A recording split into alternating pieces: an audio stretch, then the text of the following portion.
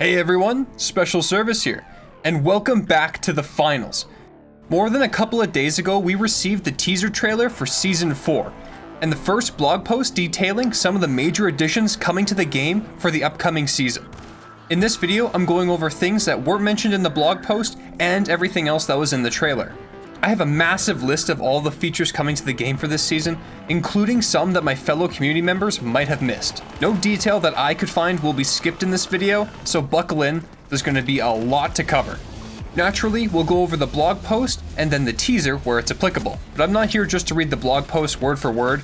I didn't make this channel to bore everyone to death, so we'll only go over the important bits. Starting off with the blog post, we have a short review of what Season 3 brought to the game, that being Kyoto, World Tour, Ruby Rank, and the Emerald Badge for World Tour.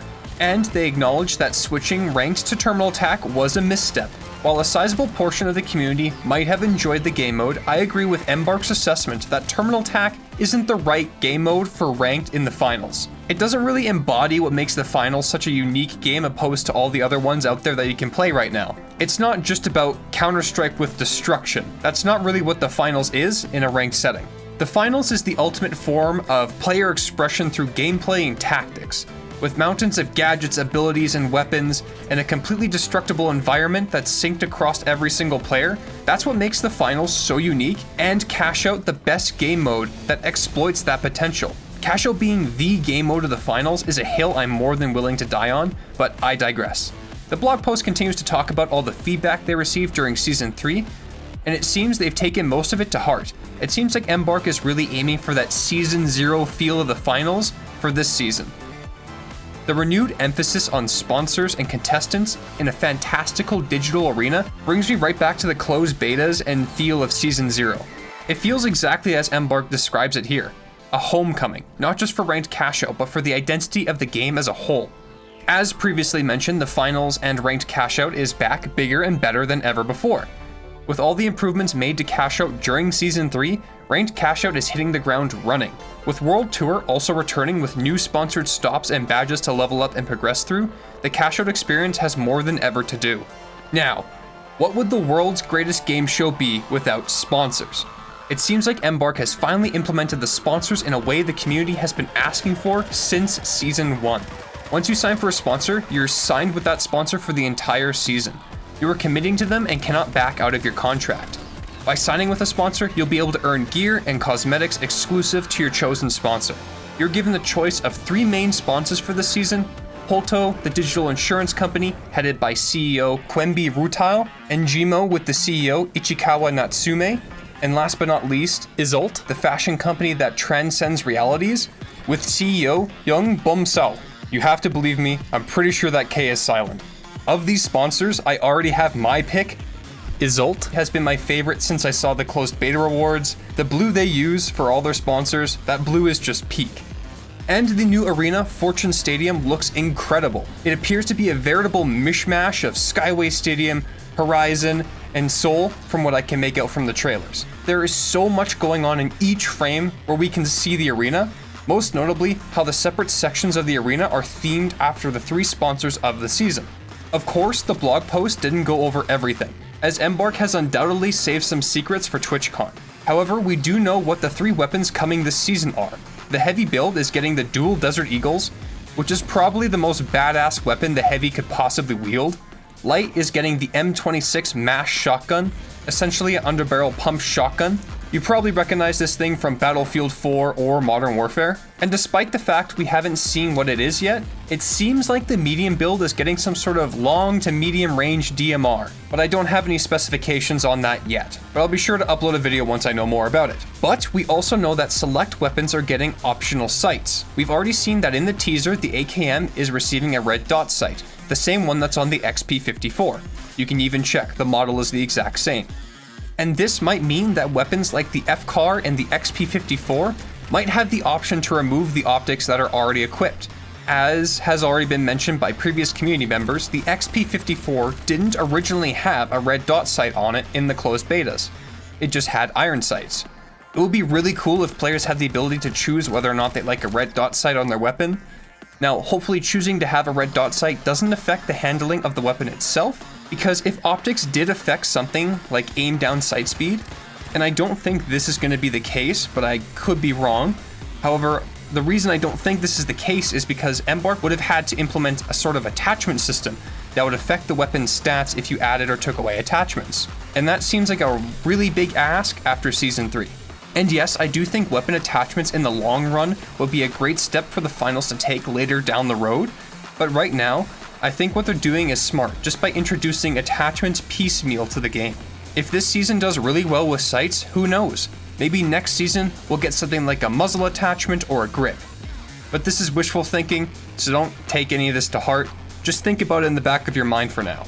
The finals thrives on its casual accessibility. We aren't trying to turn the finals into some nightmare disaster like Warzone. Alright, as for what's in the teaser, I will go over everything I can. YouTube compression be damned. First, we get a shot of the Holto area in the arena labeled Sector 3. As far as I know, there are at least 6 sectors in Fortune Stadium. And then we get this really nice shot displaying that the sectors appear to be broken up by massive pitfalls like Skyway Stadium.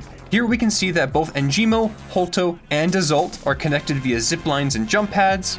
Then we see an interior space of an Assault area labeled Sector 6. It looks like a similar building to the hospital in Seoul, 4 floors with a big open atrium near what I would assume to be the front doors. Next, we get our first look at the 3 new weapons coming this season: the Heavy's dual deagles, the M26 shotgun for light, and the Medium's rifle, which appears to have a low power scope that's unique from other weapons in the game. Now, we know that the Heavy's cosmetics will be in the Battle Pass, however, the Light and Medium's tactical outfits I'm not sure of. They could be store cosmetics, or they could be in the Battle Pass as well. Then we get this amazing shot of the Holto area, and from this shot I can tell traversal will be incredibly fun and unique on this map. We have multiple windows, floors, and walkways connecting buildings here, all in the same area.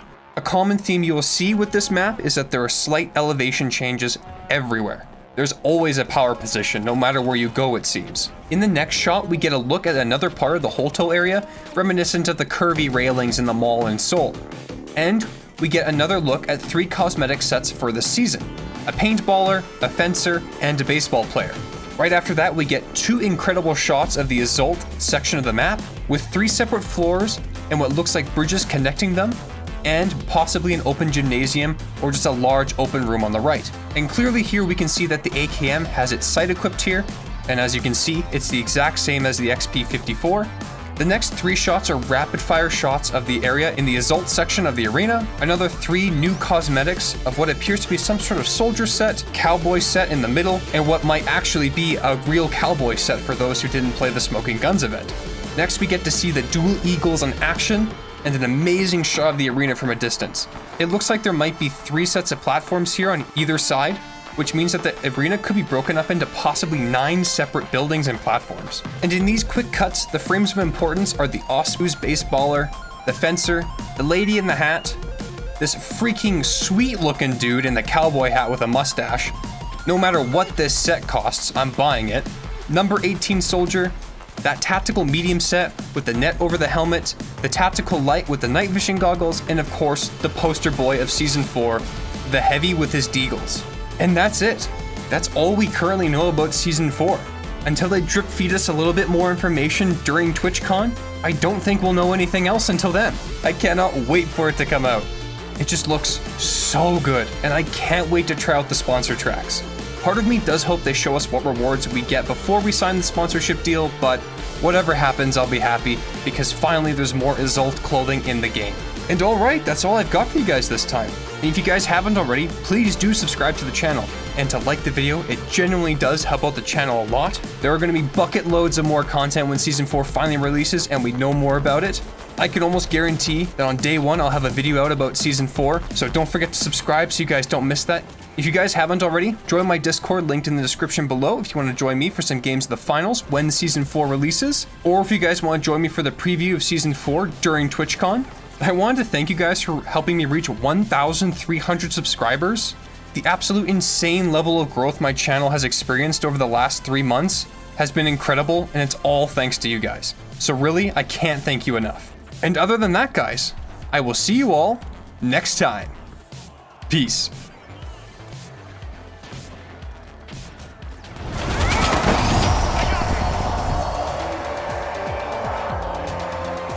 An incredible match concludes with the Vogues as the victors. And with that, we'll see you next time at the finals.